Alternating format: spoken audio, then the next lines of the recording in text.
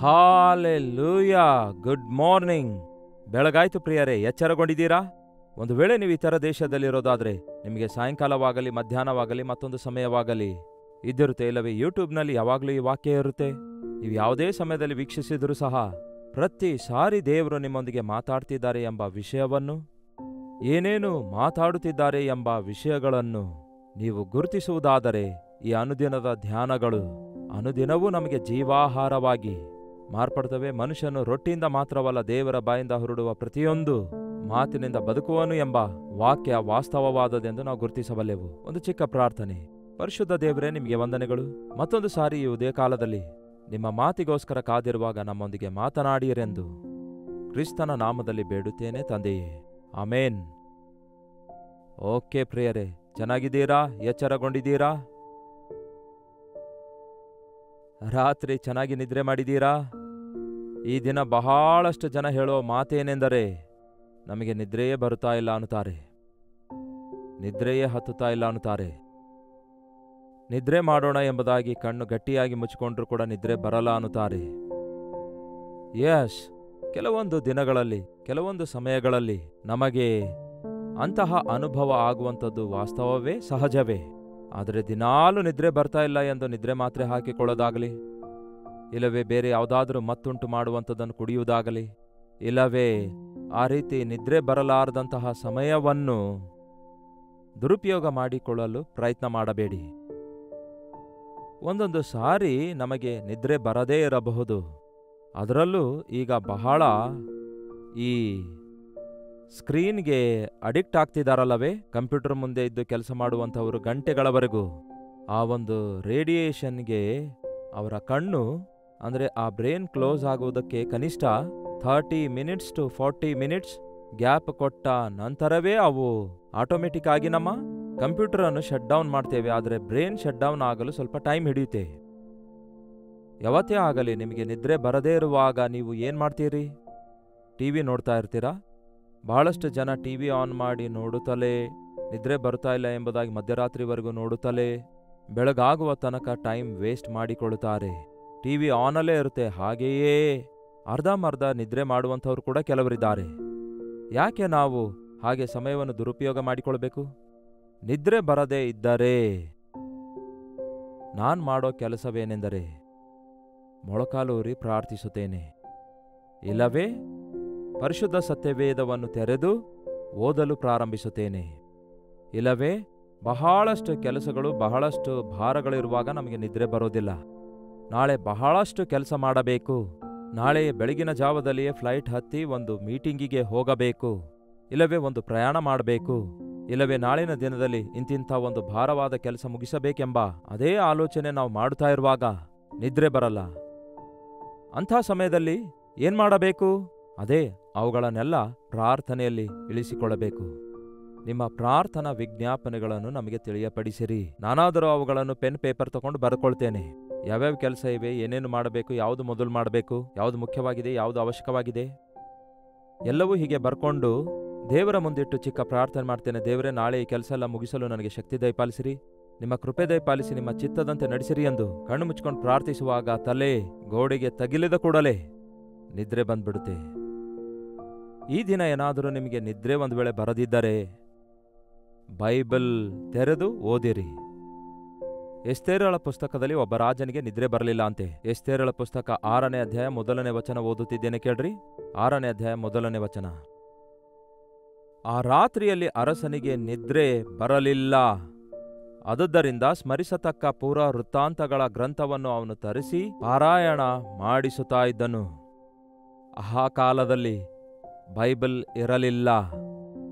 ಧರ್ಮಶಾಸ್ತ್ರವಾಗಲಿ, ಹಳೆ ಒಡಂಬಡಿಕೆಯ ಕೆಲವು ಪ್ರತಿಗಳು ಕೆಲವು ಮಾತ್ರ ಇದ್ದುವು, ಎಲ್ಲವೂ ಶೇಖರಿಸಲಾಗಿರಲಿಲ್ಲ. ಅದರಲ್ಲೂ ಇವನು ಒಬ್ಬ ಅನ್ಯನಾದ ರಾಜನು. ಸೊ ಇವನಿಗೆ ನಿದ್ರೆ ಬರಲಾರದೇ ಇರುವಾಗ ಆ ರಾಜ್ಯದ ಸಮಾಚಾರದ ಗ್ರಂಥ ಅಂದರೆ ಡೈರಿ, ಪ್ರಿಯರೇ, ಡೈರಿಯಲ್ಲಿ ಒಂದೊಂದು ದಿನ ಏನೆಲ್ಲ ನಡೆದಿತು ಎಂದು ಬರೆದಿಡುವಂತಹ ಆ ರಾಜ್ಯಕ್ಕೆ ಸಂಬಂಧಪಟ್ಟ ಸಮಾಚಾರ ಗ್ರಂಥವನ್ನು ತೆರೆದು ರಾಜ್ಯದಲ್ಲಿ ಏನೆಲ್ಲ ನಡೆಯುತ್ತಿದೆ, ಎಷ್ಟೊಂದು ಅಭಿವೃದ್ಧಿ ನಡೆಯುತ್ತಾ ಇದೆ, ಯಾವ್ಯಾವ ವಿಷಯಗಳಲ್ಲಿ ಏನೇನು ನಡೆಯುತ್ತಾ ಇದೆ ಎಂದು ಮತ್ತೊಂದು ಸಾರಿ ಅವನು ಸ್ಮರಿಸಿಕೊಳ್ಳುವುದಕ್ಕಾಗಿ ರಾಜನು ಅದನ್ನು ತರಿಸಿಕೊಂಡು ಆ ಗ್ರಂಥವನ್ನು ಓದಿಸುತ್ತಾನಂತೆ. ಅಷ್ಟಕ್ಕೂ ನಿಮಗೆ ಡೈರಿ ಬರೆಯುವ ಅನುಭವ ಇದೆಯಾ? ಅಯ್ಯೋ, ಈ ದಿನಗಳಲ್ಲಂತೂ ಪೆನ್ನು ಪೇಪರ್ ಹೆಚ್ಚಾಗಿ ಯಾರೂ ಬಳಸಲ್ವಲ್ಲ. ದೇವರು ಮಾಡಿದ ಉಪಕಾರ ನಾವು ನೆನಪಿಟ್ಕೊಳ್ಬೇಕಾದ್ರೆ ಪ್ರಿಯರೇ, ಡೈರಿಯಲ್ಲಿ ಬರೆದಿಟ್ಕೊಳ್ಳೋದು ಬಹಳ ಒಳ್ಳೆಯದು ಪ್ರಿಯರೇ. ನೋಟ್ ಮಾಡಿಟ್ಕೊಳ್ಳೋದು ಬಹಳ ಒಳ್ಳೆಯದು. ಬಹಳ ಜನರಿಗೆ ನೀವು ಯಾವತ್ತು ರಕ್ಷಣೆ ಹೊಂದಿದ್ದೀರಿ ಎಂದು ಕೇಳಿದ್ರೆ ಅವರಿಗೆ ಡೇಟೇ ನೆನಪಿಲ್ಲಂತೆ. ಇನ್ನೂ ವಿಚಿತ್ರವೇನೆಂದರೆ ಕೆಲವರಿಗೆ ಹುಟ್ಟಿದ ದಿನವೇ ಗೊತ್ತಿರಲ್ಲ. ಇನ್ನು ಕೆಲವರಿಗೆ ನಿಮಗೆ ವಿವಾಹ ಆಗಿ ಎಷ್ಟು ವರ್ಷಗಳಾದವು ಅಂತ ಕೇಳಿದ್ರೆ ಯಾವಾಗ ಯಾವ ವರ್ಷದಲ್ಲಾಯ್ತು ಎಂದು ಕೂಡ ನೆನಪಿಲ್ಲ ಅಂತೆ. ನಿಮ್ಮ ಮಕ್ಕಳ ವಯಸ್ಸು ಎಷ್ಟು ಅಂತ ಕೇಳಿದ್ರೆ ಅದು ಕೂಡ ನೆನಪಿಲ್ಲ. ರೆಕಾರ್ಡ್ ನೋಡಿ ನಾವು ಹೇಳ್ತೇವೆ ಅನ್ನುತ್ತಾರೆ. ಅದನ್ನು ಎಲ್ಲೋ ನಾವು ನೋಟ್ ಮಾಡಿಟ್ಟಿದ್ದೇವೆ ಅಂತ ಹೇಳಿ ಅದನ್ನು ಹುಡುಕಾಡಲು ಆರಂಭಿಸುತ್ತಾರೆ. ನೋಡಿ ಪ್ರಿಯರೇ, ದೇವರು ಮಾಡಿರುವ ಉಪಕಾರಗಳೆಲ್ಲವೂ ನೆನಪಿನಲ್ಲಿಟ್ಕೊಳ್ಬೇಕು. ಕರ್ತನು ಮಾಡಿರುವ ಕಾರ್ಯಗಳನ್ನು ನೆನಪಿನಲ್ಲಿಟ್ಕೊಳ್ಬೇಕು. ಪ್ರತಿದಿನ ದೇವರು ನಮ್ಮ ಜೀವಿತದಲ್ಲಿ ಎಷ್ಟೋ ಅದ್ಭುತ ಮಾಡ್ತಿದ್ದಾರೆ. ಎಷ್ಟು ಅಪಾಯದಿಂದ ನನ್ನನ್ನು ತಪ್ಪಿಸ್ತಿದ್ದಾರೆ, ಎಷ್ಟು ಅವಶ್ಯಕತೆಗಳನ್ನು ತೀರಿಸಿದ್ದಾರೆ, ಯಾವ ರೀತಿ ನನ್ನ ಪ್ರಾರ್ಥನೆಗೆ ಉತ್ತರ ಕೊಟ್ಟಿದ್ದಾರೆ ಎಂಬ ಪಟ್ಟಿ ಏನಾದರೂ ನಿಮ್ಮ ಹತ್ರ ಇದೆಯಾ? ಕನಿಷ್ಠ ನಿಮ್ಮ ಮನಸ್ಸಲ್ಲಾದರೂ ಅವುಗಳನ್ನು ಭದ್ರಪಡಿಸಿಕೊಂಡಿದ್ದೀರಾ? ಹೋಗ್ಲಿ, ಈಗ ಎಲ್ಲರಿಗೂ ಕ್ಯಾಮೆರಾಗಳಿರುವ ಸೆಲ್ಫೋನ್ ಬಂದಿವೆಯಲ್ಲವೇ? ಒಂದು ಚಿಕ್ಕ ಪಿಕ್ಚರ್ ಅನ್ನು ನೀವು ತೆಗೆದುಕೊಂಡು ನೋಡಿ. ಆ ಪಿಕ್ಚರ್ ನೋಡಿದ ಕೂಡಲೇ ಆ ಸಂದರ್ಭ, ಸಂಘಟನೆ ನಿಮಗೆ ನೆನಪಾಗ್ತದಲ್ಲವೇ? ಅದನ್ನೇನಾದರೂ ಮಾನಿಟರ್ ಮಾಡಿಕೊಳ್ತಾ ಇದ್ದೀರಾ? ಪರೀಕ್ಷಿಸಿಕೊಳ್ತಾ ಇದ್ದೀರಾ? ದೇವರ ಸನ್ನಿಧಿಯಲ್ಲಿ ನಿಮ್ಮ ಸಮಯವನ್ನು ಕಳೆಯಿರಿ. ನಿದ್ರೆ ಬರದಿದ್ದರೆ ವೇಸ್ಟ್ ಮಾಡಿಕೊಳ್ಳಬೇಡಿರಿ.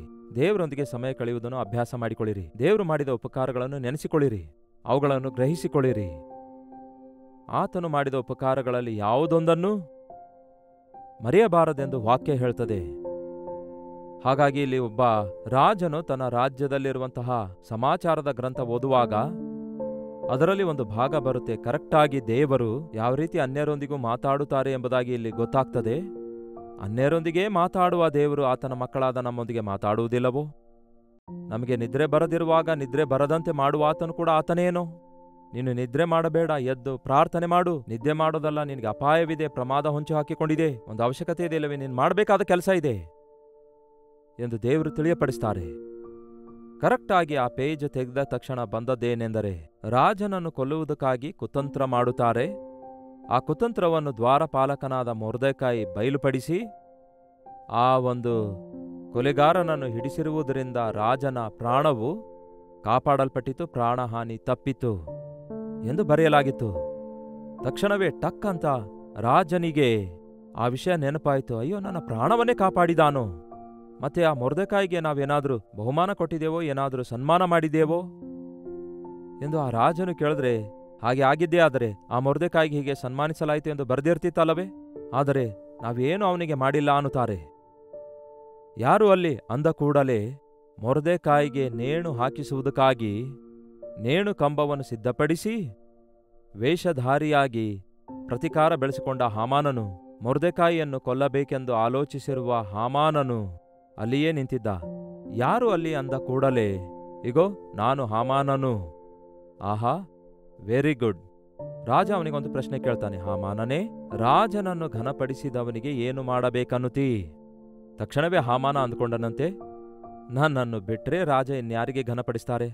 ನಾನಿಲ್ಲದಿದ್ರೆ ಇನ್ಯಾರು? ಬಾ, ಕೆಲವರ ಆಲೋಚನೆ ನೋಡಿ ಯಾವಾಗ ನೋಡಿದ್ರು ನಾನು ನಾನು ಅನ್ನುವ ರೀತಿಯಲ್ಲಿ ಇರುತ್ತವೆ.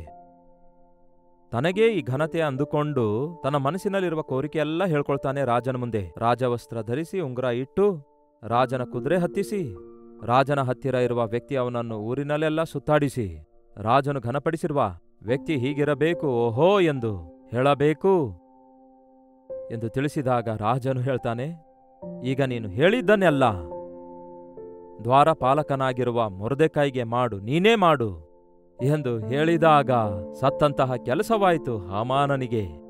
ಇನ್ನು ದಾರಿಯಿಲ್ಲದೆ ಕೊಂದಾಕಬೇಕೆಂದು ಮೊರ್ದೆಕಾಯಿಗೆ ಗೇಲಿ ಮಾಡಿ ನೇಣು ಸ್ತಂಭ ಸಿದ್ಧ ಮಾಡಿ ಬಂದಂಥವನು ಅದೇ ತನ್ನ ಹಸ್ತಗಳಿಂದ ರಾಜವಸ್ತ್ರಗಳನ್ನು ಮೊರ್ದೆಕಾಯಿಗೆ ಧರಿಸಿ ರಾಜನ ಕುದುರೆಯ ಮೇಲೆ ಹತ್ತಿಸಿಕೊಂಡು ಊರಲ್ಲೆಲ್ಲ ಸುತ್ತಾಡಿಸಿ ತಿರುಗಿ ತನ್ನ ಮನೆಗೆ ಹೋಗಿ ಅಳುತ್ತಾನಂತೆ. ಮೊರ್ದೆಕಾಯಿ ಊರಲ್ಲೆಲ್ಲ ಸುತ್ತಾಡಿದ ನಂತರ, ನಾನು ರಾಜನಿಂದ ಘನಪಡಿಸಲ್ಪಟ್ಟಿರುವುದರಿಂದ ನಾನಿನ್ಮೇಲೆ ದ್ವಾರಪಾಲಕನ ಕೆಲಸ ಮಾಡುವುದಿಲ್ಲ ಅಂದುಕೊಳ್ಳಲಿಲ್ಲ. ಆದರೆ ಆ ವಸ್ತ್ರ ತೆಗೆದಿಟ್ಟು ಮತ್ತೆ ಹೋಗಿ ದ್ವಾರಪಾಲಕನಂತೆ ತನ್ನ ಡ್ಯೂಟಿಯಲ್ಲಿ ತಾನು ಜಾಯಿನ್ ಆಗ್ತಾನೆ. ನಾನು ಹೇಳಲಿಚ್ಛಿಸುವುದೇನೆಂದರೆ, ನಿಮಗೆ ನಿದ್ರೆ ಬರದೇ ಇರೋದಾದರೆ ಒಂದು ಅಪಾಯದಿಂದ ನಿಮ್ಮನ್ನು ತಪ್ಪಿಸಬೇಕೆನ್ನುವುದಕ್ಕಾಗಿಯೋ ಒಂದು ಉಪಕಾರ ನೀವು ಮಾಡಬೇಕೆನ್ನುವುದಕ್ಕಾಗಿಯೋ, ಒಂದು ಅರ್ಜೆಂಟಾಗಿ ನೀವು ಮಾಡಬೇಕಾದ ಅವಶ್ಯಕತೆ ಇಲ್ಲವೇ ಕೆಲಸ, ಆತನ ಪ್ರಣಾಳಿಕೆ ಏನಾದರೂ ನಿಮಗೆ ಬಯಲುಪಡಿಸಬೇಕೇನೋ ಎಂದು ದೇವರು ಆಶಿಸುತ್ತಾರೆ. ಅದನ್ನು ಬಿಟ್ಟುಬಿಟ್ಟು ನಮಗೆ ನಿದ್ರೆ ಬರಲಿಲ್ಲವೆಂದು ನೆಪ ಹೇಳಿ ನಿದ್ರೆ ಮಾಡಲು ಕಷ್ಟಪಡೋದು, ಹಾಗೆ ನಿದ್ರೆ ಬರದ ಸಮಯದಲ್ಲಿ ಅನಾವಶ್ಯಕವಾದ ವಿಷಯಗಳಲ್ಲಿ ತೊಡಗಿ ವ್ಯರ್ಥ ಮಾಡಿಕೊಳ್ಳೋದ್ರಿಂದ ದೈವ ದರ್ಶನವನ್ನು, ದೇವರ ಚಿತ್ತವನ್ನು ಮಾಡದವರಾಗಿರುತ್ತೇವೆ.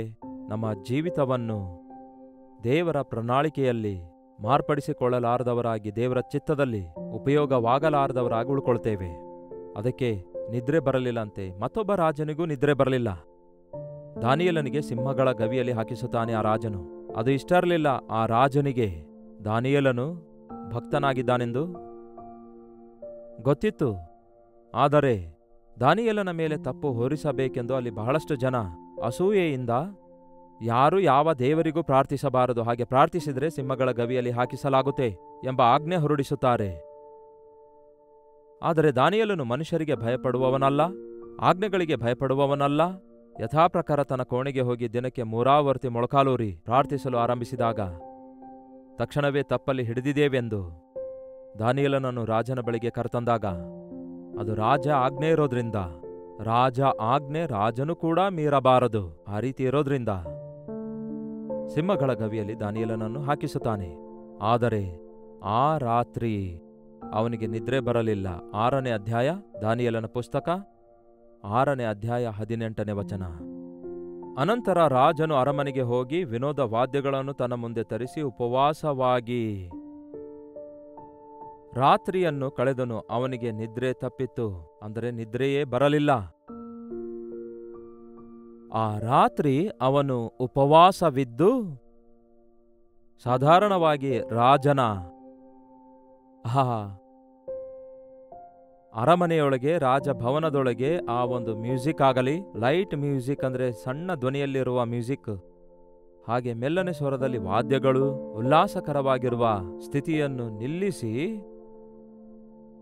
ಉಪವಾಸವಿದ್ದು ತಾನು ಒಬ್ಬ ನಿರ್ದೋಷಿಗೆ ಸಿಂಹಗಳ ಗವಿಯಲ್ಲಿ ಹಾಕಿಸಿದ್ದೇನೆಂದು ಗುರುತಿಸಿ ಎಚ್ಚರವಾಗಿರುತ್ತಾನೆ. ನಿದ್ರೆ ಬರದಕ್ಕೆ ಯಾವಾಗ ಬೆಳಗಾಗುತ್ತದೋ ಎಂದು ಕಾದು ಎದುರು ನೋಡಿದ. ಬೆಳಗಾದ ಕೂಡಲೇ ಸಿಂಹಗಳ ಗವಿಯ ಬಳಿಗೆ ಓಡೋಡಿ ಬರ್ತಾನೆ. ದಾನಿಯೇಲನೇ, ನೀನು ನಿತ್ಯವೂ ಸೇವಿಸುತ್ತಿರುವ ದೇವರು ನಿನ್ನನ್ನು ರಕ್ಷಿಸಿದ್ದಾನೋ ಅನ್ನುತ್ತಾನೆ. ಕೆಲವೊಂದು ಸಾರಿ ನಾವು ಯಾವಾಗ ಬೆಳಗಾಗುತ್ತೆ ಎಂದು ಕಾದಿರ್ತೇವೆ. ಆಪತ್ತು ತಪ್ಪಿಸಿಕೊಳ್ಳುವ ವಿಷಯವಾಗಲಿ, ಇಲ್ಲವೇ ಆಪ್ತರನ್ನು, ನಮ್ಮ ಪ್ರಿಯರನ್ನು ನೋಡುವ ವಿಷಯವಾಗಲಿ, ಪ್ರಯಾಣಗಳ ವಿಷಯವಾಗಲಿ, ಹೀಗೆ ಆಯಾ ಸಮಯಗಳಲ್ಲಿ ನಿದ್ರೆ ಬರದಿರುವಾಗ ಯಾವತ್ತೇ ಆಗಲಿ, ಹಾಗೆ ನಿದ್ರೆ ಬರಲಾರ್ದಕ್ಕಾಗಿ ಮ್ಯೂಸಿಕ್ ಇಟ್ಕೊಳ್ಳೋದಾಗಲಿ, ನಿದ್ರೆ ಬರಲಾರ್ದಕ್ಕಾಗಿ ಮತ್ತು ಪದಾರ್ಥ ಸೇವಿಸುವುದಾಗಲಿ, ನಿದ್ರೆ ಬರಲಾರ್ದಕ್ಕಾಗಿ ಕೆಲಸಕ್ಕೆ ಬಾರದವುಗಳಿಂದ ನಮ್ಮ ಮನಸ್ಸು ತುಂಬಿಸಿಕೊಳ್ಳುವುದಾಗಲಿ ಮಾಡಬಾರದು. ದೇವರ ಪ್ರಣಾಳಿಕೆ ಅರಿತವರಾಗಿರೋದಾದರೆ ಹಾಗೆ ನಿದ್ರೆ ಬರಲಾರದ ಸಮಯದಲ್ಲಿ ಪ್ರಯೋಜನಕರವಾದ ಸಮಯವಾಗಿ ಬಳಸಬೇಕು. ನಿಮ್ಮಲ್ಲಿ ಒಂದು ಅದ್ಭುತವಾದ ಕಾರ್ಯ ಮಾಡುವುದಕ್ಕಾಗಿ ದೇವರು ಆಶಿಸುತ್ತಾ ಇದ್ದಾರೆ. ಹಾಗಾಗಿ ಇನ್ನು ಮೇಲೆ ನಿದ್ರೆ ಬರದಂತಹ ಪರಿಸ್ಥಿತಿ ಏನಾದರೂ ಬಂದರೆ ಎದ್ದು ಪ್ರಾರ್ಥಿಸಿರಿ. ನಿದ್ರೆ ಬಂದರೂ ಸಹ ಪ್ರಾರ್ಥಿಸಬೇಕಾದ ಸಮಯದಲ್ಲಿ ಎಚ್ಚರವಾಗಿದ್ದು ಪ್ರಾರ್ಥಿಸುವುದನ್ನು ಅಭ್ಯಾಸ ಮಾಡಿಕೊಳ್ಳಿರಿ. ದೇವರ ದೃಷ್ಟಿಯಲ್ಲಿ ನಾವು ಪ್ರಯೋಜಕರಾಗಿರಬೇಕಾದರೆ ದೇವರ ಆತ್ಮನ ನಡೆಸುವಿಕೆಗೆ ವಿಧೇಯರಾಗುವುದನ್ನು ಕಲಿತು ದೇವರು ಕೊಟ್ಟ ಪ್ರತಿ ಅವಕಾಶ ಉಪಯೋಗಿಸಿಕೊಳ್ಳಬೇಕು. ಆಗ ಕೇವಲ ನಿಮಗೋಸ್ಕರವಲ್ಲದೆ ಅನೇಕರಿಗೆ ಆಶೀರ್ವಾದಕರವಾಗಿ ಮಾರ್ಪಡ್ತೀರಿ. ದೇವರು ನಿಮ್ಮ ಮೂಲಕ ಮಾಡಬೇಕೆಂದಿರುವಂತಹ ಕಾರ್ಯಗಳು ನಿಮ್ಮ ಮುಖಾಂತರ ಮಾಡುವಂತೆ ನೀವು ದೇವರಿಗೆ ಲಭ್ಯವಾಗಿರೋದಾದರೆ ನಿಮ್ಮ ಮುಖಾಂತರ ದೇವರು ಅದ್ಭುತವಾದ ಕಾರ್ಯಗಳನ್ನು ಮಾಡುವುದಕ್ಕಾಗಿ ಆಸೆಯುಳ್ಳವರಾಗಿದ್ದಾರೆ. ಒಬ್ಬ ತಂದೆಯಾಗಿ, ಒಬ್ಬ ತಾಯಿಯಾಗಿ,